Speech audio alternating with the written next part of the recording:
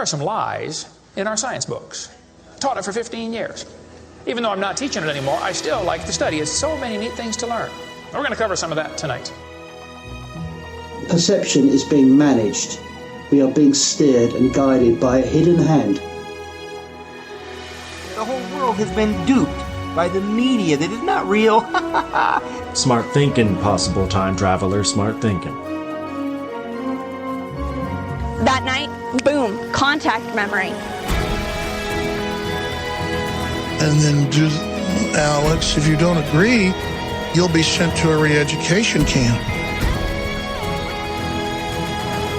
Just because I'm old doesn't mean I've lost my touch with the ladies. A lot of people here tonight felt like they lost. You know why? Now, experts are suggesting that we're in a golden age of shape-shifting reptilian sightings. Now, why is that? I was, and still am, a huge conspiracy guy. I literally ran out of new tin hat topics to research. It was most definitely not capable of melting steel. Then I would be a crackpot if I thought that was the case. Thought that was the case.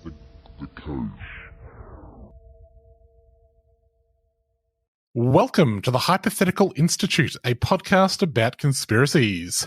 Kia ora, it's Luke. Hey, kia ora to you too, it's Cam. Hey, I did that. Kaha for joining us. Yep. Hey, one thing I've noticed about moving back to New Zealand, Cam. Yeah. Is the amount of Te Reo Māori spoken here is increased markedly. Like on the news, because I've been away for 15 years and the last couple we've had a pretty hideous pandemic, I feel like there's been a massive shift in the amount of Māori language in New Zealand. So I just shout out to the people of New Zealand for really embracing it. It's really good to see. Hey, good on yous. The only exposure I really get to it is when I see someone being like, oh my God, I can't believe they're making us, they're speaking Te Reo Māori, but there's always anytime someone complains on a corporate Facebook page or a government department, there's always a sassy clapback. Yeah. That's my main exposure is sassy clapbacks in Te Reo to racist dickheads. There was a long series of letters into the paper back and forward about this issue, and many of them were titled "Not Racist." Yeah. And those ones were racist. Yeah. And look, a lot of them instill this argument, and it's a kind of a long-running debate here, which is it's the shittiest debate when you hear what it is, because it's like people are calling it Aotearoa, and they say, no, it's New Zealand. I've called it New Zealand all my life. I've lived here all my life. I don't know what Aotearoa is. It's like, yeah, what happened before you got here? Yeah. Think the next step of your life, and then before your life, what was that situation? Yeah. Really idiotic argument, and the debate for some reason has got a lot of legs. On the flip side, though, lots of Māori language spoken on in and around New Zealand. As I said, far more than I realised. Well, Robbo, it's funny that you should say it's an idiotic argument, because that is the opposite of what we're talking about this week. This week we're talking about arguments that are so far from idiotic that you wouldn't believe it. This is the last opportunity to do this topic. Yeah, and it's not a meaty one. In this world, there are probably far meatier conspiracy and conspiracy adjacent topics to talk about. But sometimes you just got to give Luke a little treat and talk about a dumb internet thing. Luke can have a little fake Scomo as a treat. Yeah. So I guess for context, we're recording this 3 days after the Australian election was decided. And Cam, how would you describe it? What would be the word? I would say that if it just one word. Yeah. Different. Okay. So for listeners who are overseas, we've had a conservative government for the past decade or so. They were not expected to win this election, but the Labor Party, the sort of nominally slightly left-wing Liberal Party, who were expected to win, sort of have a history of snatching defeat from the jaws of victory. And throughout the campaign, there's been a media campaign about how incompetent the leader of the Labor Party is, and he's always making gaffes. And so there was, I think, if you were to fully go off the media from the past 6 weeks, you would have been surprised by the result. The result was somewhat surprising in that the Liberal Party, the Conservative Party, lost a whole bunch of seats, but heaps of them have been picked up by independents and Greens, which is not normally what happens. It's weird. Something about the impending climate apocalypse may have motivated people to vote for candidates who said we should do something about the impending climate apocalypse.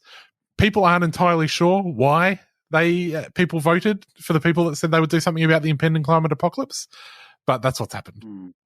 So that's in one word. That was how I would describe the Australian election. I guess the interesting thing and what really stood out to me seeing the speech. So I guess the head of the party, as in the sort of top three guys or top few guys, have been completely wiped out, basically, right?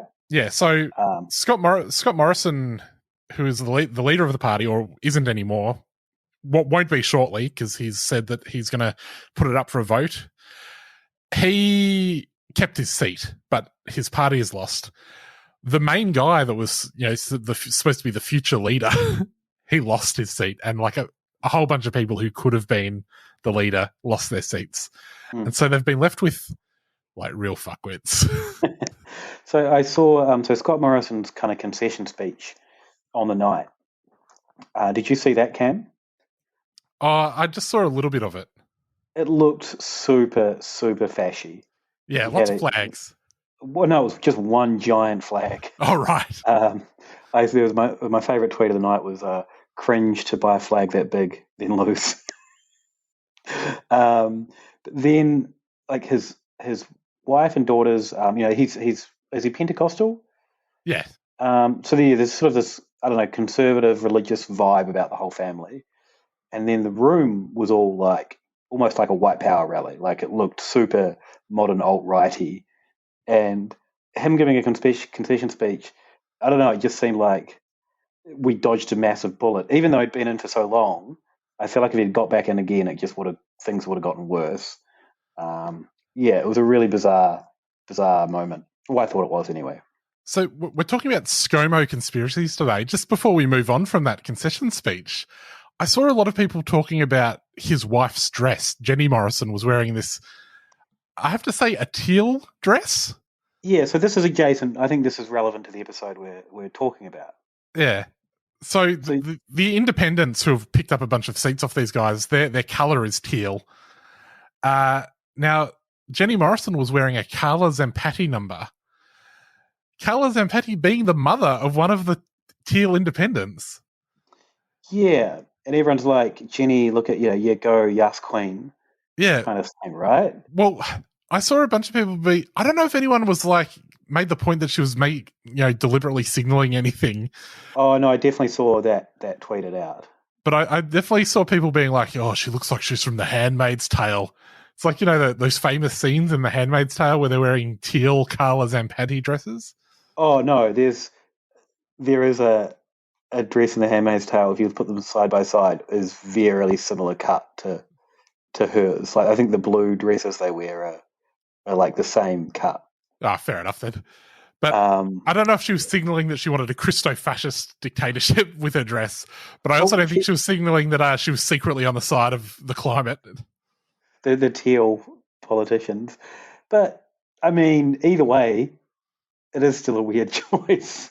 You know what I mean? Like, she would have to know that Carla Zampatti, because that's a famous designer.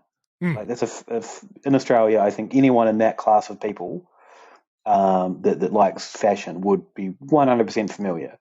Yeah. And they would also know that, and if you're in politics, you'd know that her daughter is one of the teal candidates, the high-profile teals. So, yeah, you would absolutely have some understanding of what's at play here. And I'm not saying she did do it as a weird signal to whatever, because, like, what the hell? But also, what? Well, maybe she got dressed before they knew how badly they'd gone and walloped. Yeah, maybe she was jamming in her face. Yeah. Maybe that was her. She's like, I'm going to fucking walk out in this teal thing. You're going to have to look at this fascist world, and our colour is being thrown back in our face. That actually seems like the more most likely. realistic thing to have happened. I think we've cracked the case on that one. Yeah, we absolutely have. So she's been, and we're going to talk about, like, there's a lot of stage photos. Yeah, do we want to talk about her and fucking QAnon and her white power signals? Yeah, so I didn't look at this for the purpose of the episode, but there has been a photo of her doing the circle game, the OK symbol, or the I'm an alt-right scum. Yeah. Scum? Chud was the word I was looking for. Yeah. Signal. That photo where she's, So what's your take on that photo? The photo is she's like holding her hand awkwardly. She's not even trying to do an okay, so like it's completely unintentional, but oh god, it gets a run. But yeah, and he's friends with Scott Morrison's friends with the big Australian QAnon guys. Yeah, which we talked about on the show, but it probably bears repeating again. So like, but the big connection is through the wives. Yeah. So he's mates with probably Australia's biggest QAnon guy, the Prime Minister, the ex-Prime Minister of Australia. It was quite good friends with Australia's biggest QAnon guy. But the friendship came through the wives, who were very good friends. And the wife of the QAnon guy was like employed as her assistant for a while. And there was all sorts of questions about, is this sensible? Is there a security risk here, given that QAnon is completely batshit? So I just brought up that photo where she's doing the little OK symbol. It doesn't look entirely natural. It's a weird way of holding your hand. But whatever, you're uncomfortable because you're in the presence of royalty. Yeah. Also in that photo is two royals. One who is of, I think, mixed race, who is famously the victim of some racism within the royals, right? So it is a weird time to be holding your hand in a white power symbol. That, it's a strange one. I'm not saying she's like choosing symbology based off, Proud Boy symbology, but like, also what the? Well, I have to say, I really don't believe that Jenny Morrison has ever heard of one, the OK sign being a Nazi thing, or two, even the circle game. Like, I doubt I doubt that Jenny Morrison has ever heard if you hold your fingers in a circle, then you get to punch someone in the arm. I really don't think she's aware of any of these things. But do you? I do think that she's done the Proud Boys initiation of naming breakfast cereals while she gets beaten up. But like, you also wouldn't then, by that logic, you'd say, well, her best friend's husband isn't going to be one of the main QAnon guys on Australian Twitter. No, you probably, yeah. Okay. Like, you know what I mean? Like, the worlds, when you think of the worlds entwining at that point, like, well, it probably came up at some point. No, they probably had security briefings about it because, Australian police are frequently seen throwing that symbol up. I think that she's just holding her hand in an awkward position. She's like holding on to something. Have you brought it up? No, let me. So she's got, Jenny Morrison secret Nazi symbol. Looks like there aren't many great matches for your search. Google, you're not trying hard enough. Oh, well, okay. When you search for Jenny Morrison's secret Nazi symbol, the first result that comes up is from like a week ago. It's Scott and Jenny Morrison wearing the scarves of a fascist organization from India. What? So this was a thing that happened during the campaign. There was and Labor and One Nation and a few of the other parties, maybe the Animal Justice Party, all met with this Hindutva organization, which is like the sort of fascist Indian movement, which is basically very closely tied to the Indian government. But they all wore the scarves with the symbol on it, and it's like you got to do a little check-in before you put a scarf on. I think, guys. Yeah. It's gotta be, I don't know. It was one of those things where it's like, it's been raised in Parliament before about this specific group. So it would have been easy to do a bit of pre-checking. Let me go. Jenny Morrison, okay. Oh, here we go. Oh, no. What? Why can't I bring this up? Do you know why I can't bring it up? Because the person who tweeted it has blocked me. That's funny. I just said Jenny Morrison QAnon. Do you want me to just pop it into our chat?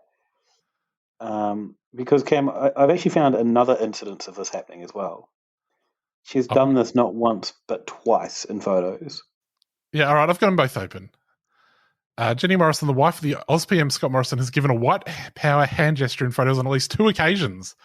The Liberal Party even tweeted one of the photos. Says, anyone explain this? #Ozpoll.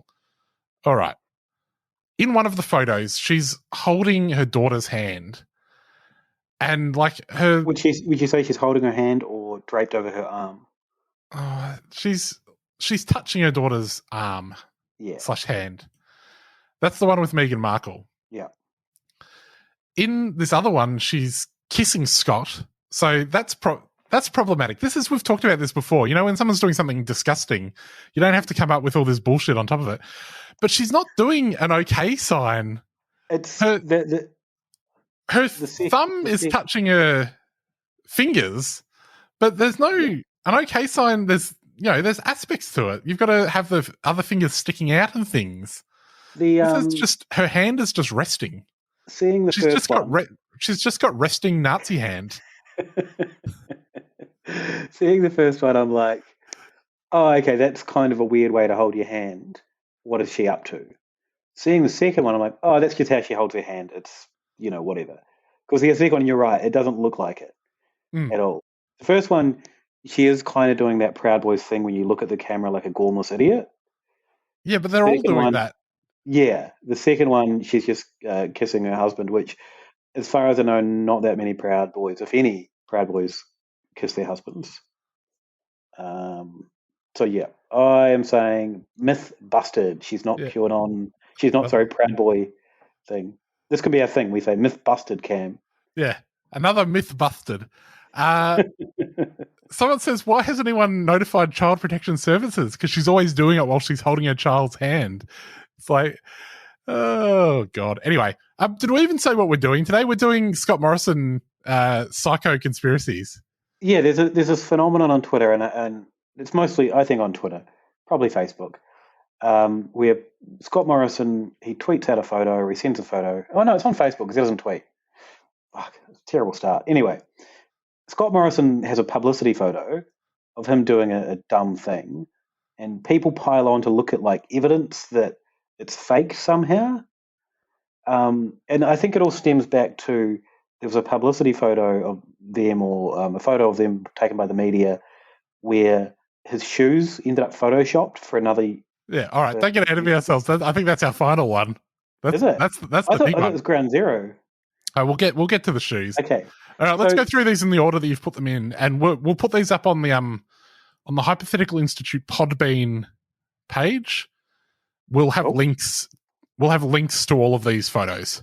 Yeah. So the first one you've got here, Robbo. And this is by no means the comprehensive list. No, but this is a Christmas shot that I think was in the newspaper. Yeah. Scott Morrison is standing on a ladder. I would say he's standing not in any sort of approved ladder manner. Like if you were to do this in the workplace and the WorkSafe people were there, there would be fines handed out. Yes. He's casually standing with his legs crossed on the ladder. Facing the opposite way that you'd normally face on a ladder. Yeah. Unless you were jumping off it in some sort of ladder match. He also, I don't know if his shoes are terribly sensible for ladders.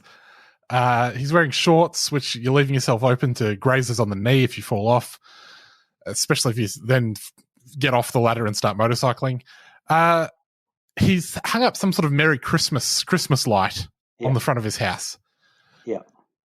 Somebody has commented on Twitter, wow, there's so much going on in this photo, but at least can we all agree that ladder placement was not used to hang that sign, which begs the question, what's he doing up there? This guy has Richard Dennis on Twitter. Yeah. He's got like 40,000 followers. Yeah, and this got like 500 80 retweets. Yeah, it was a big boy.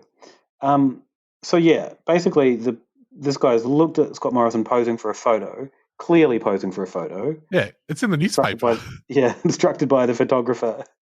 Like, does he think someone just appeared behind them and went, "Hey, quickly, turn for a photo"? And they're like, "Oh, we're just standing like this anyway." Posed photo.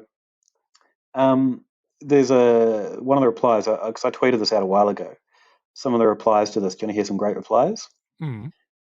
This person, this is the real Oogie Boogie Bush on Twitter. Used letters. I'll do a voice for this one.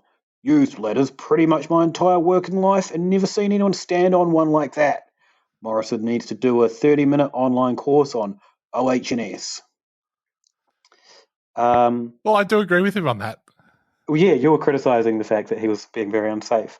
Yeah. And Katie Hester replied, I was thinking that, but no ladder expertise here, so I didn't comment. Suspicions confirmed. Yep. Now, there are... Okay, she's like, I've got no ladder expertise, so I'm not going to comment on this. Now you've confirmed my suspicions. Thank you. Yeah. Now, there are other photos of this light being hung. Hang on. There's one other comment from Twitter that was, does someone have a theory as to why Jen's right leg is where it is? Just wondering. And Jesse George on Twitter replies, so it doesn't look as though they have been separated. Oh, no. Which, what? Like, that? If that was already a conspiracy that they'd been separated, then that's interesting. Well, it's not interesting, it's dumb, but whatever. But yeah, anyway. You know what I find really telling about this photo, besides anything else? You can't see either of Jenny Morrison's arms. So, for all we know, she's Sig Heiling behind his back. Oh, I think there's no doubt about that. But there's other. So there's this question. This ladder placement was not used to hang that sign. Well, that's fine because they have moved the ladder. So there's another photo of him hanging the sign, and the ladder's in front of where he's hung it, and he's standing on the ladder properly. He hasn't just sort of like a pixie danced up it, spun around and flicked the sign up. That would be cavalier, even by his standards. Some other comments were that he had his crotch at eye level, which was showing his dominance over the ladies in the family. Mm-hmm. Another person said, yep, standing over the woman in his life, just like he does with every other woman he meets. To be fair, his record in that department isn't crash hot, so I'll give them that one. There were some more photos, as you noted. Did you have a comment on that? Oh, no, go on. More photos, as you noted, Cam. One of him later in the evening, untangling lights, wearing different clothes. Behind him are all the lights already up and on. So this person, I know obviously someone says, how can they be up for several hours and he's still untangling? Which I think that's fair. That's a fair question to ask. But also, they're staged photos for the media. No one thinks these are candids. So that's the first one. That's the latter one. So our next item is Scott Morrison pretending to hammer a nail. Oh, yeah. These are all so stupid. And the fact that there was so much back and forth about this is, I think, what we talked, at the start, at the top of the show, we talked about the stupid coverage of the campaign. The fact that there was any back and forth to this at all. So a Labor MP came out and said, all right, there's this photo of Scott Morrison. I don't know. He's got a hammer. He's got his hand up on the thing, and then he doesn't actually have a nail in his fingers. And so the idea is that he's pretending to hammer a nail. And so she said, this PM is all photo op, no follow-up. Yeah. I think he was just leaning on the board, right? And there's a nail below his hand. That's the thing. There's a nail directly below his hand, and then there's other photos from the photo op, which is what it was. Because they're correct. He wasn't there to nail, to do the entire construction job. He was just there to get a photo and to make an announcement. But it's like, if they were faking it, they could have just said, put your hand on the nail that's right there. Yeah. So there's no point to this. So this got a run in mainstream media as well. And I guess we should clarify, all of these, or especially the nail one, like that's breakfast television. We're all over these. People were dissecting these photos. And as you pointed out, if you're faking something, you'll do a better job. Yeah. So they said, no, there is a nail there. Then she said, no, they're still lying because that nail was already, partially nailed in. So why would he need to put his finger on anything? He could just nail it in. It's like, just shut the fuck up, all of you. I mean, balance as well. You're swinging a hammer around. You want to anchor yourself with your other arm. But you don't want to have it right on the nail in case you give yourself an ouch. Now we're going to get into the real controversial conspiracies. What do we got? The curries. These are the big ones. Now, do we want to start with the fake curry? What's the fake one, do you think? This is, so Scott Morrison, one of his sort of persona things that he came up with is that he loves to cook a curry. And people, I think, did possibly correctly note that there were some photos of the curry prep that were not representative of the final product. This is definitely the one I spent the most time looking at because he's talking about massaman curry, or he's cooking a massaman curry, and I think that's probably one of my top 2 curries of all time. Do you like a massaman, Cam? I love a massaman. What's your other top curry? Oh, I don't know. I'd have to go away and think about this. No, hang on. My top 2 curries of all time. One of them's massaman. Don't know what the other one is. Well, like I'm thinking, it's in my brain. I'm like, no, I don't think much could beat that, but I don't want to be on record saying it's my other top one. curry. Yeah, and then I walk away and go, well, I forgot. In the heat of the moment, I forgot a really good curry that I like. All right. I forgot cow soy. Imagine if I forgot cow soy. People might leave themselves a little room. Top 5 curries of all time, maybe. Probably going top 2, but yeah. So carry on, or carry on. There we go. So yeah, he basically tweeted out the photo of the ingredients, and then he shared the photo of the ingredients on Facebook, and then he shared a photo of the finished product, and the potatoes aren't definitely not present. It doesn't even really look like a massaman curry. It looks good. I'm not saying it looks bad. There was a pedestrian TV article about this where the author of the article really goes in on how much coconut milk and coconut cream he uses. Like, is he using too much? Yeah, because there's 4. What are those cans? Are they 250? No, they're bigger than 250. No, I think they're about a 250 in your standard coconut milk can.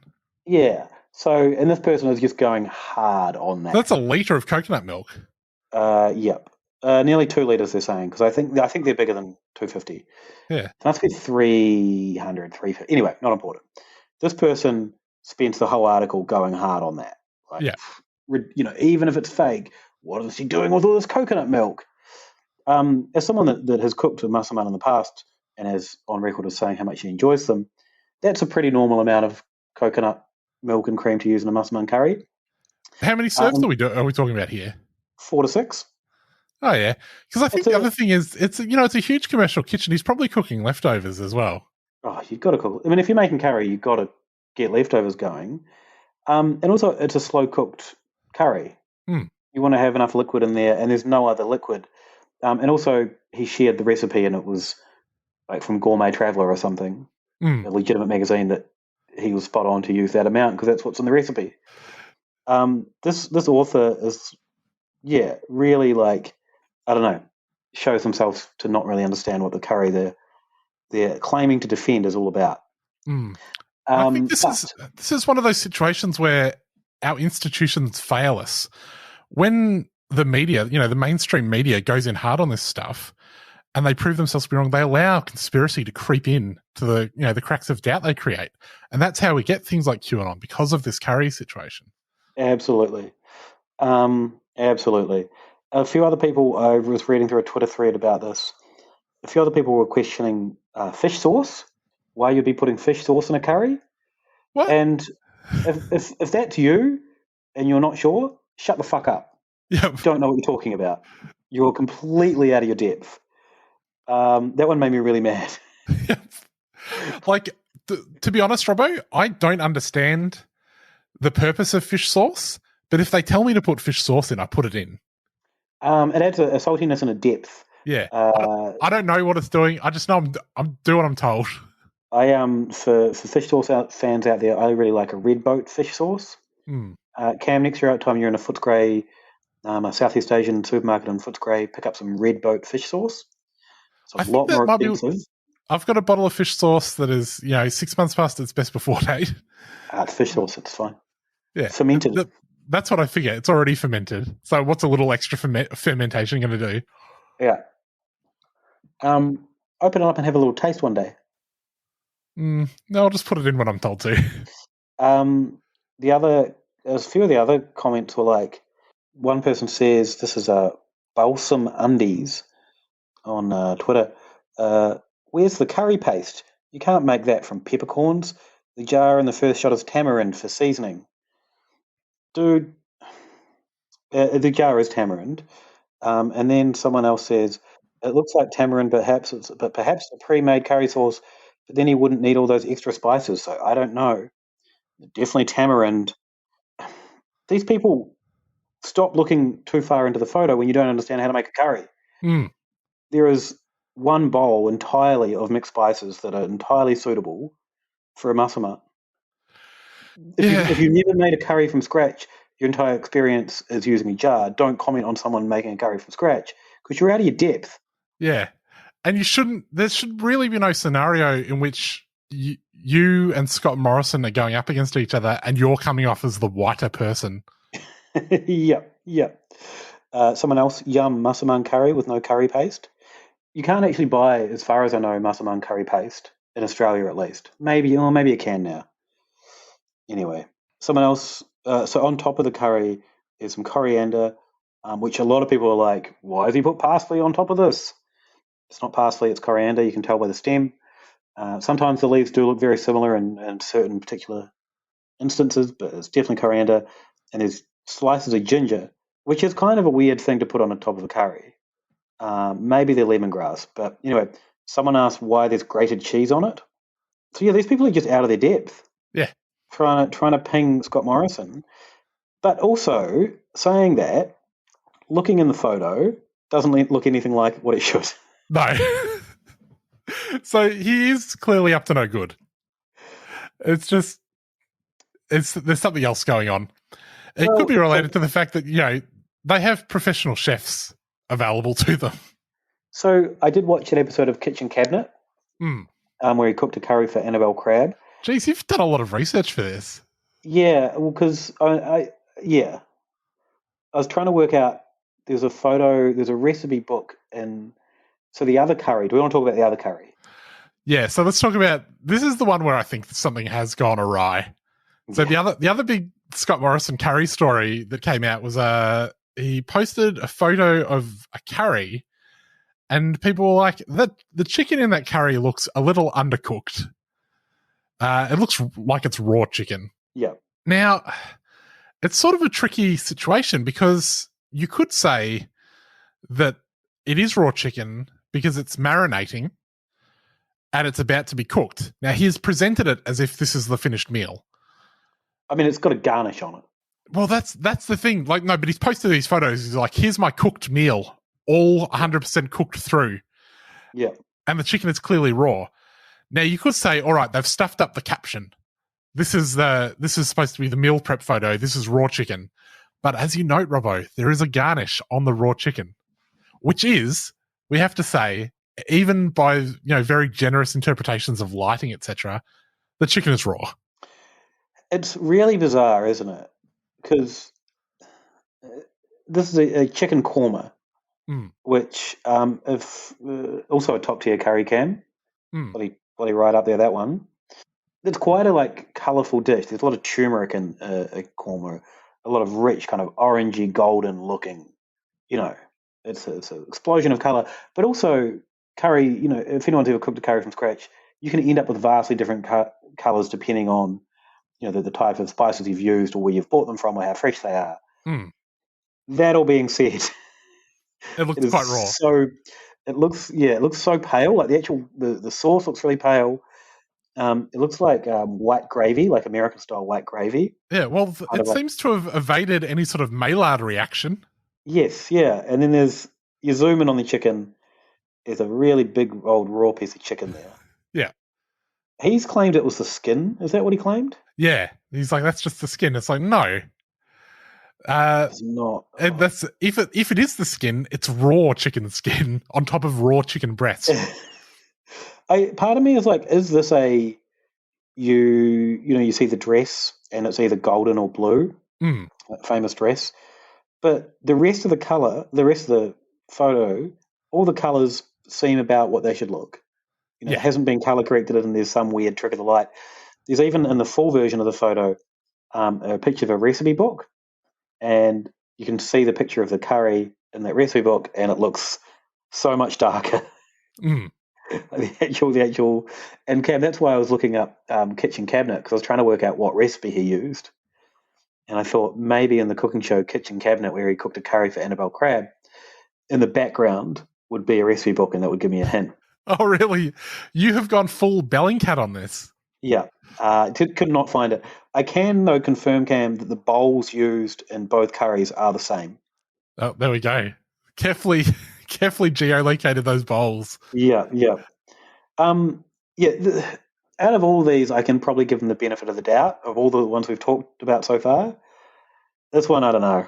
Well, with this one, I do not think that he served his family raw chicken. Yeah. My belief is that this chicken was cooked after this photograph was taken. I think most likely the photographer was like, do I seriously have to fucking wait for you to cook a curry? I've got things to do. There's a finished curry in the background. But this is one part of at least three-part dish. There's cooked rice, there's an okra Sri Lankan style curry, and then there's a really weird-looking korma. Well, perhaps his time management is just not on par, and he's fucked up. They've like, get it out. Let's get a quick photo of it all done. I've got to go. Yeah, he's a busy man. He was the Prime Minister, and also like he, by all accounts, and all the stuff I've seen of him, and for all this really really dumb nitpicking that people are trying to do, it looks like he knows how to cook curry. Yeah, looks like he has some understanding of being able to make a really good one.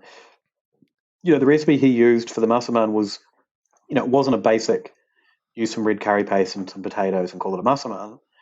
He's gone for some big serious, the Sri Lankan one in the background of this chicken korma, it's like an okra curry. And cooking okra is a real hard thing to cook. Slimy, famously slimy.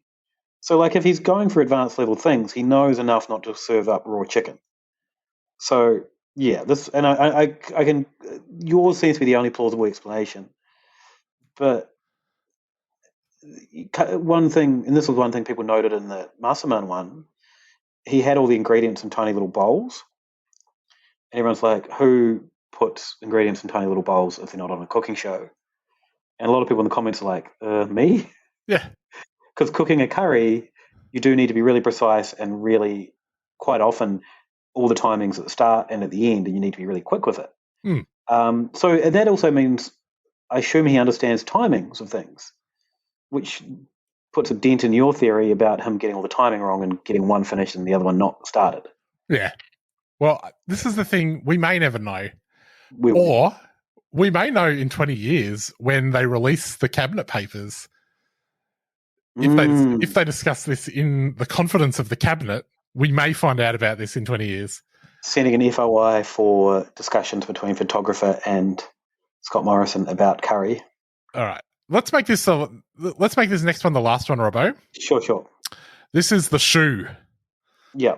So this was ages ago. This is back in 2019. It's a family photograph of Scott Morrison with Jenny, the two daughters, and their dog. I feel like we didn't hear a lot about this dog over the course of his prime ministership. Yeah, I'll note that Jenny Morrison in this photo is doing the thing she does with her hands all the time, and she's not doing an okay sign. She's just got her like knuckle slightly bent and her thumb sticking out, but she's making the exact same hand gesture. It's just from a different angle, and you can clearly see that she's not a secret white supremacist. Yeah, she is doing it. Maybe she is subconsciously practicing how to do scratching on a turntable like a DJ. Yeah. That's that's the motion you would use if you're subconsciously practicing that. Now, Scott, the thing that got people's attention about this is that Scott Morrison clearly has 2 left feet in this photograph because for some reason they awkwardly photoshopped some photos, I think from Google Images. I don't know if people found the photos that they came from. Yeah, so it came from, I think people found it in a Fiji Times or something newspaper. It's they just photoshopped some shoes over his real shoes. Yeah.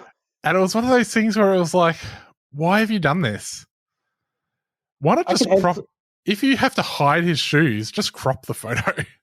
Yeah, there's a pretty easy crop there because you can't see anyone else's feet. Mm. So if you just cropped that little corner out, cropped it up from the bottom, you'd be cutting off a little bit of the dog's paw. Yeah, that's fine. It's just a dog. As we've noted, they haven't seemed to be interested in that dog at all during the course of his prime ministership. I can see why someone's done it because his old shoes were dirty. They weren't dirty; they were just tired old shoes. Mm. And everyone else in the photo is, the ladies are all wearing white. It's looking very clean. It's a very pure photo, I guess. Mm.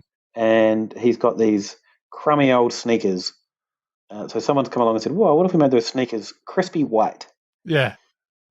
But let's not bother to Photoshop them behind his pants or anything. No, the one you see most of is they photoshopped the wrong shoe. Yeah. So they photoshopped a left shoe onto his right foot. The thing is, one of them, if the other one wasn't there, if there wasn't one that went over his pants and so clearly wasn't actually on his foot, one of them looks fine. Like they've done a good job.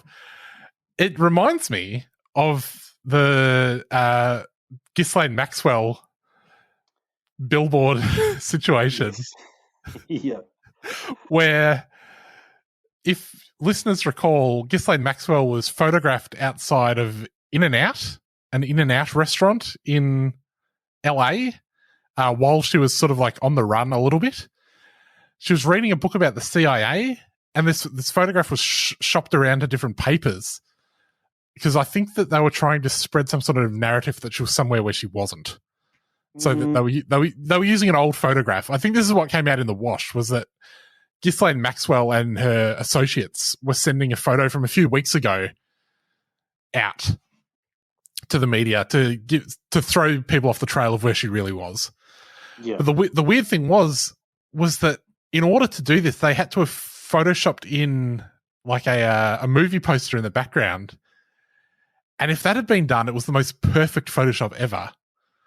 Yeah. And yet throughout the rest of the photograph was the most clumsy photoshopping ever, and like completely unnecessary stuff, like just erasing billboards in the background really clumsily. There was a rubbish bin that had been photoshopped out for some reason. And the place was just a grey void.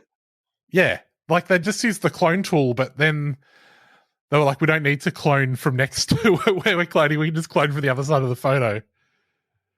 And that's what's happened here. They've done an amazing job photoshopping one shoe, and then with the other one, they're like, that'll do. People aren't going to be looking this far across the photo. There's not a certain subset of people that are going to go nuts for when staged photos look slightly confusing. So in the end, it came out that the Department of Prime Minister and Cabinet had photoshopped the picture without the knowledge of or the authorization from the Prime Minister or the Prime Minister's office. Mm. So he just blamed the department for going rogue for some reason, just because they're like, oh, your shoes are fucked.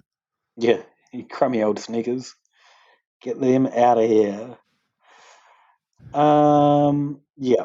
So there's been a lot more of these, and each one of them, there was a chicken coop one that people talked about. I think Sunrise, the breakfast show, questioned that one.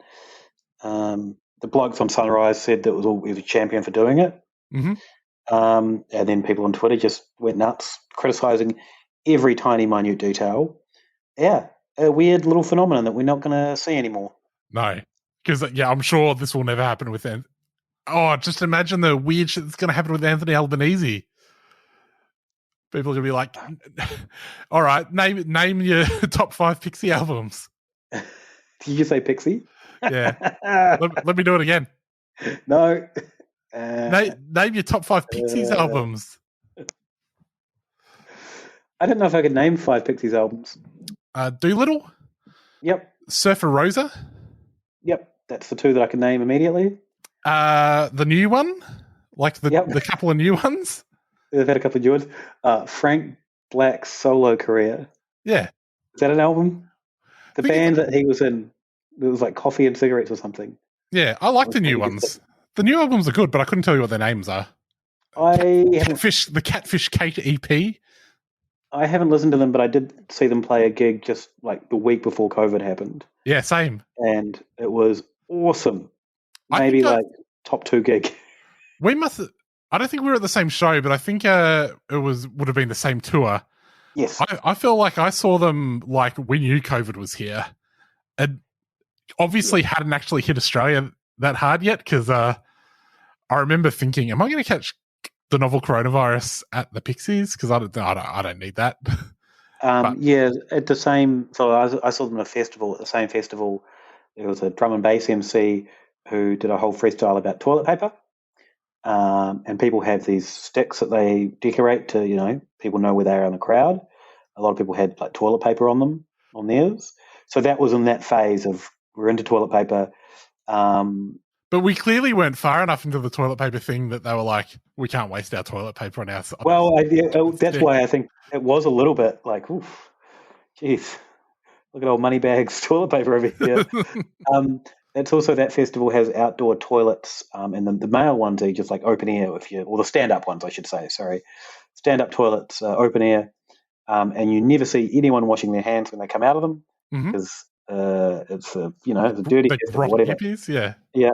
And this festival, I've never seen so much hand washing because that was in the mode where we had to sing a little song when we were hand washing.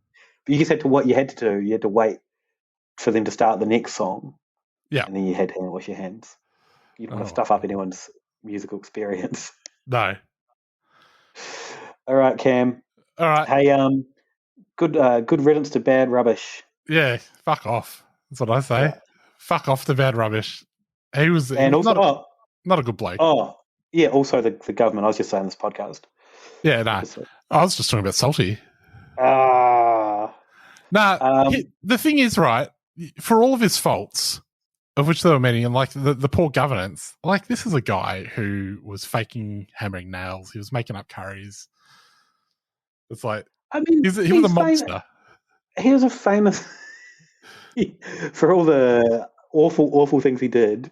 He also, for all of the things that he should have been brought before the Hague for, he did fake. He also faked his curries. So bad dude. Just on that, and I kind of want to touch on it because he has been caught out faking a lot of things about his personality before. Yeah. The fact that he supports the Cronulla Sharks and is all like, "Oh, I'm a big fucking shark guy. Oh, when I'm on the plane, it's called Shark One because I'm a shark guy." And then you look prior to him becoming a shark guy, he's just like, "Oh, I don't really watch NRL. Yeah, I watch the other league." He did the same thing with the AFL. Yeah. For a second, he tried to make out that he was like a Western Bulldogs guy. Yeah. And I think it was also while the Western Bulldogs were in something of their ascendancy. So it's like even more craven. Yeah. But he was all like, I don't really follow much sport, but if I do, it's the Western Bulldogs. Also the Julia Gillard's team. Yeah. Also my team, by the way. Go Dogs. And then he just, so the whole shark thing has always just been like such a weird fake thing. So you can see why people would look at other things that he does to try and be, I'm a man of the people. And they're like, well, that's probably made up. Let's find the holes. Yeah. But it is, as perhaps I hinted at, he should be in jail for other things. Yeah. The whole Sri Lankan curry, and then the Sri Lankan family that were locked up in a refugee camp by themselves for many years under his watch. It was a bit on the nose. They get to go home now, though. Back to Billo. Do they do. Cool. Yeah, they're going to let him go back. Slightly awkward, I think, if they ever want to move. Because everyone knows them as the family from Billo. How do you say it? I think Biloela. That's what people just call it billow. That's why. Okay. I think that so much effort has been expended on getting them back to billow. Yeah. If in like 2 years they're like, oh, we want to move. Yeah. Somewhere that's got like a couple of screens at the cinema or something. It's going to be like, oh, we put quite a bit of effort into getting you back to billow, guys. Yeah. It did seem like they were much loved members of the community, and the community really wanted or did spend a lot of time rallying and supporting them. Yeah. So it's just awful to see what happened to them, and like what they've been through. So hopefully they can get somewhat of a normal life out of this. Yeah. Well, Robbo, hopefully Scott Morrison does not. No. Yeah. Hopefully he gets a. What's that guy got to do? Like but his career prior to becoming Prime Minister is a series of failing at everything that he did. Then he becomes Prime Minister and fails at that. I don't know if he's falling up. Is what I'm saying. He's going to fall up into something. All right. Anyway, Robbo, that's all we've got for Scott Morrison. I hope you enjoyed your little treat of Scott Morrison conspiracy theories. Robbo, mate, they can find us on Twitter. We're at Hypothepod. You can get us on Patreon, patreon.com/Hypothepod. Thank you to Tammy, our Cook $33 sponsor. Thank you. Robbo, where can they get you, mate? Behind the bar at Short Jaw Brewing. Short Jaw Brewing? Short Jaw Brewing here in Westport. You can get me behind the bar Wednesdays to Saturdays, 12 to 7. Shortjaw.com, Instagram, at Shortjaw for all the brewery stuff, at Ale of the Time for the not brewery stuff. If you follow my Instagram stories, you probably see all my little beach walks. Oh, that's nice. If I go for a walk on the beach, I usually Instagram the things I see along the way. What sort of things are you seeing? Mostly just rocks and water, sand. Yeah, right. That's what you might expect. But check it out. You see that beautiful Westport beach? Isn't that what Westport's famous for? It's beaches? This beach is particularly called Cape Foulwind. Let me just check. Westport, famous for neo-Nazi murderer and beautiful beaches. Isn't that what Westport's famous for? That Nazi killer came from there?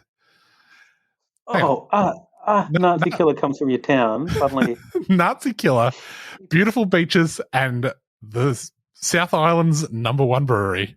Thank you. Cam, where can people find you? You can get me at Sexenheimer on Twitter. Gather Around Me is my other podcast. Yena Passaran is my radio show on 3CR. Check it out. And catch you later. Oh, and you can get the Salt. You can get Salty at the Salt on Twitch. Yeah, that's all. We're not going to plug your Twitter. You got to show up if you want to do that. Yeah. All right. Hopefully Salty's back next week. Miss you, Salty. Yeah, love you, babe. Bye. Bye. Don't worry about a thing, except if all our world leaders are alien reptilians. I said don't worry about a thing, except maybe the fluoride in our water supply contains mind-altering drugs. Don't worry about a thing, except whether or not Port Arthur was a false flag operation in which to disarm Australia. I said don't worry about a thing. Except you can definitely hear John Lennon say I buried Paul at the end of Strawberry Fields Forever. Ooh, don't worry about a thing. Except not only did Bush do 9/11, but he also keeps the planes out in Area 51, which, let's not forget, where all of the aliens are. Don't worry about a thing. Except Donald Trump is clearly